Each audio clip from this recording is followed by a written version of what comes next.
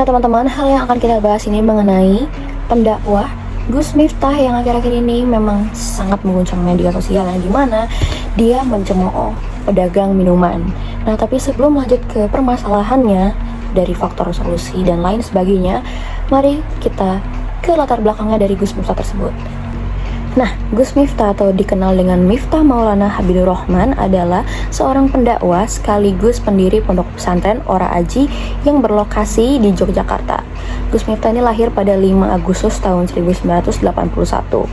Nah, Gus Miftah ini diketahui memiliki latar belakang pendidikan di Universitas Islam Negeri Sunan Kalijaga dengan program studi pendidikan agama Islam pada tahun 1999. Nah, namun di balik itu semua ternyata Gus Miftah ini gagal melanjutkan studinya di Universitas Islam Negeri Sunan Kalijaga dan akhirnya menggapai gelar SPD program studi pendidikan agama Islam lagi di Universitas Islam Sultan Agung pada tahun 2023. Nah, pada awalnya ini Gus Miftah memang dikenal sebagai pendakwah yang melakukan dakwahnya di tempat-tempat berbeda ketimbang para pendakwah lainnya, di mana Gus Miftah ini melakukan dakwahnya di tempat hiburan malam atau klub malam gitu ya. Dan Gus Miftah ini memang pernah menyatakan pendapat dia bahwa mengapa kok dia melakukan dakwah di tempat-tempat berbeda ketimbang pendakwah lainnya, karena dia melakukan dakwah di tempat kotor menurut dia itu agar seluruh kalangan orang tuh bisa mendengarkan dakwahnya dia gitu. Karena bagi dia orang-orang seperti itu justru malah tidak tahu tempat mereka bertanya itu ke siapa. Dan Gus Miftah ini memang punya niatan yang bagus menurut saya, karena dia ingin menjadi jembatan bagi orang-orang tersebut untuk mengetahui agama Islam lebih dalam. Nah, tempat hiburan pertama Gus Miftah berdakwah itu adalah di Pasar Kembang atau Sarkem. Dan Gus Miftah ini memang dikenal sebagai pendakwah dengan gayanya yang nyentrik dengan kacamata hitam dan belangkon, dan juga dakwahnya yang unik, humoris, santai, namun juga relevan. Tapi juga ternyata Gus Miftah ini dikenal dengan gaya dakwahnya yang tidak konvensional dan akhirnya sering memicu berbagai perdebatan karena kata-katanya terkesan sangat kasar gitu ya. Nah, lalu pada 2024 Gus Miftah ini ditunjuk sebagai salah satu utusan khusus presiden dalam bidang kerukunan beragama dan pembinaan sarana keagamaan pada 22 Oktober lalu. Nah, ia ini mengemban tugas untuk mempromosikan toleransi antar umat beragama serta memperkuat kerukunan di Indonesia sebagai negara dengan keberagaman agama yang tinggi. Nah, setelah kita mengetahui bagaimana latar belakangnya dari Gus Miftah tersebut, sekarang kita akan ke pembahasan permasalahannya, yang dimana Gus Miftah ini beberapa waktu lalu menggegerkan publik, yang menggegerkan berbagai macam media sosial seperti di TikTok, X, Instagram, Facebook, YouTube, dan lain sebagainya, yang dimana di salah satu dakwahnya itu ada pedagang minuman, bapak-bapak pedagang minuman, yang dimana bapak ini sedang berdagang di tengah dakwahnya Gus Miftah ini. Dan Gus Miftah ini menanyakan apakah minuman tersebut sudah terjual. Lalu bapak itu mengatakan tidak, dan akhirnya Gus Miftah mengatakan hal kasar. Dan saya akan menampilkan video ini, dan juga ada beberapa video lainnya yang dimana Gus Miftah ini melakukan tindakan tidak senonoh juga, yang dimana dia melecehkan dua perempuan yang diketahui sebagai senior komedian, dan satu lagi adalah sebagai audiensnya. Berikut adalah videonya.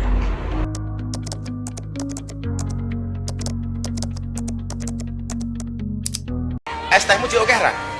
Masih? Ya kono didol goblok.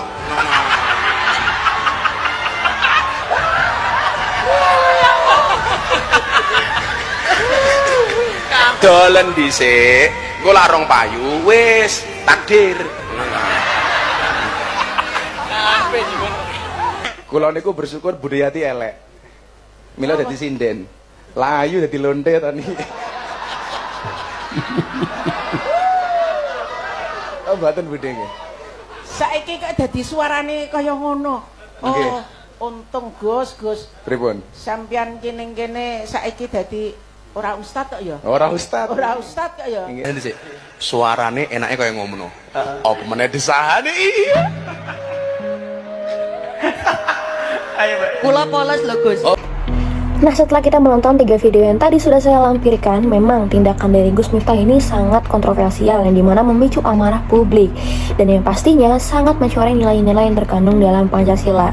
Nah, di sini saya sudah menuliskan 2 nilai yang tercoreng dari sifat-sifat Gus Miftah atau kontroversial dari Gus Miftah ini, yang dimana itu ada sila pertama dan sila kedua. Nah, sila pertama yaitu ketuhanan yang Maha Esa.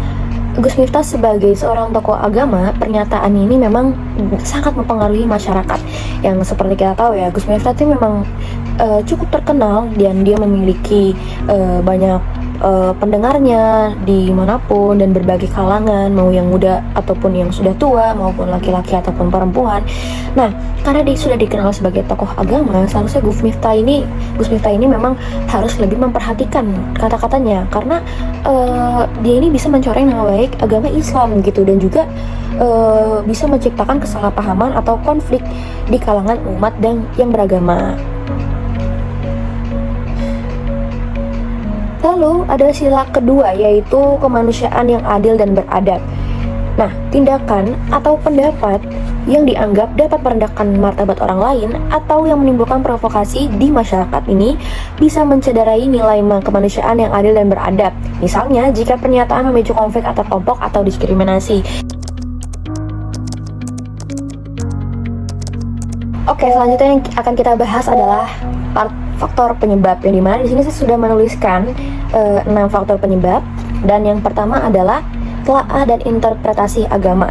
Gus Miftah yang dikenal karena pendekatannya yang lebih terbuka dan moderat dalam memahami ajaran Islam. Hal ini bisa memicu reaksi kalangan yang lebih konservatif atau tradisionalis. Lalu yang kedua ada pernyataan publik, di mana pernyataan yang diunggah di media sosial atau disampaikan dalam ceramah bisa dipahami atau ditafsirkan berbeda oleh berbagai kalangan. Jika pernyataan yang dianggap kontroversial atau tidak sesuai dengan norma yang berlaku, bisa memunculkan polemik. Lalu yang ketiga adalah media sosial. Nah, peningkatan penggunaan media sosial ini memungkinkan setiap opini atau komentar menjadi viral dengan cepat. Ini meningkatkan kemungkinan terjadinya misinterpretasi atau penyebaran informasi yang tidak akurat. Lalu yang keempat, ada reaksi dari kelompok tertentu. Terkadang, pandangan atau penafsiran yang berbeda dalam konteks keagamaan dapat menimbulkan reaksi dari kelompok tertentu yang merasa terancam atau tidak setuju. Lalu yang kelima, ada konteks sosial dan budaya. Indonesia adalah negara dengan masyarakat yang heterogen dalam hal agama, budaya, dan tradisi. Ketegangan antara nilai-nilai modern dan tradisional seringkali memicu ketidakpuasan terhadap tokoh-tokoh yang memiliki pandangan progresif. Lalu yang terakhir adalah politik identitas. Dalam konteks politik, isu-isu keagamaan seringkali digunakan untuk memperkuat identitas kelompok tertentu, sehingga tokoh agama yang memiliki pandangan berbeda bisa menjadi target kritik. Nah, permasalahan ini juga menunjukkan dinamika kompleks di lingkungan sosial, budaya, dan religius Indonesia. Dialog dan pemahaman yang mendalam tentang perbedaan pandangan adalah kunci untuk meredakan ketegangan semacam ini. Nah, selanjutnya adalah part solusi. Nah, dari permasalahan Gus Miftah ini tentunya kita harus mencari solusi agar hal ini tidak terjadi lagi di masa yang akan mendatang. Dan di sini saya sudah menulis beberapa solusi, di mana yang pertama itu kita tuh bisa mengadakan dialog terbuka. Nah, kita bisa mengadakan pertemuan atau forum diskusi antara berbagai pihak, termasuk Gus Miftah tersendiri dan kelompok yang merasa tertekan dengan pandangannya. Hal ini dapat membantu menjelaskan sudut pandang masing-masing dan mencari titik tertentu. Lalu yang kedua adalah kampanye edukasi. Nah, kita bisa menyelenggarakan program edukasi mengenai pemahaman yang inklusif dan moderat terhadap agama. Ini tuh bisa mencakup seperti seminar, kuliah umum, atau lokarya yang melibatkan berbagai pemuka agama dan masyarakat. Lalu yang ketiga ada media yang bertanggung jawab. Nah, kita tuh penting untuk mendorong media itu agar lebih menyajikan informasi yang akurat dan berimbang, serta bisa mengedukasi masyarakat untuk tidak mudah terprovokasi oleh berita yang tidak lengkap atau menyesatkan. Lalu yang keempat ada pendekatan kultural, yaitu kita bisa memperkuat nilai-nilai toleransi dan saling menghormati dalam masyarakat dengan melibatkan tokoh-tokoh masyarakat dan pemimpin agama untuk menyampaikan pesan-pesan yang lebih positif. Lalu yang kelima ada pemberian ruang bagi perbedaan pendapat. Nah, ini juga mendorong masyarakat untuk lebih terbuka terhadap perbedaan dalam interpretasi agama dan pandangan, serta memberi ruang bagi wacana yang sehat tanpa harus terjebak dalam ketegangan atau pertikaian. Dan yang keenam, ada sosialisasi nilai-nilai moderasi. Nah, kita tuh juga bisa menggencarkan sosialisasi nilai-nilai moderasi dalam beragama, di mana toleransi, keterbukaan, dan pemahaman antar umat beragama dianjurkan sebagai bagian dari kehidupan sehari-hari. Lalu yang terakhir, ada pendampingan bagi tokoh agama. Tentunya kita bisa memberikan dukungan dan pendampingan kepada tokoh agama dalam menghadapi permasalahan publik, termasuk dalam mengelola media sosial dan komunikasi publik mereka. Nah, setelah semua pembahasan tentang kasus Gus Miftah ini, kesimpulannya adalah kita sebagai manusia, dimanapun kita berada, siapapun kita, sekaya apapun kita, atau setinggi jabatan apapun kita, atau seberapa banyak followers kita di media sosial, kita nggak punya hak untuk yang namanya mencemooh orang lain, dan kita juga harus menjaga adab kita kepada orang-orang. Dan dari persoalan Gus Miftah tersebut, saya harap bahwa tidak akan ada lagi kasus yang serupa, tidak akan lagi ada yang namanya masyarakat yang merasa terdiskriminasi, dan tidak ada lagi yang namanya tokoh-tokoh agama atau pejabat lagi yang menyalahgunakan kekuasaannya sebagai menganggap dirinya orang yang bisa melakukan apapun yang mereka mau. Dan sepertinya selesai sudah ya video tentang Gus Miftah yang kontroversial, yang melanggar nilai-nilai Pancasila. Dan saya sangat berterima kasih kepada teman-teman semua yang sudah mendengarkan sampai habis dan juga sudah berusaha untuk memahami apa yang saya sampaikan. Saya harap apa yang saya sampaikan ini memberikan dampak positif kepada teman-teman semua, dan terima kasih juga kepada Bapak dosen Pak Ahmad Hussein. Sekian dari saya. Wassalamualaikum warahmatullahi wabarakatuh.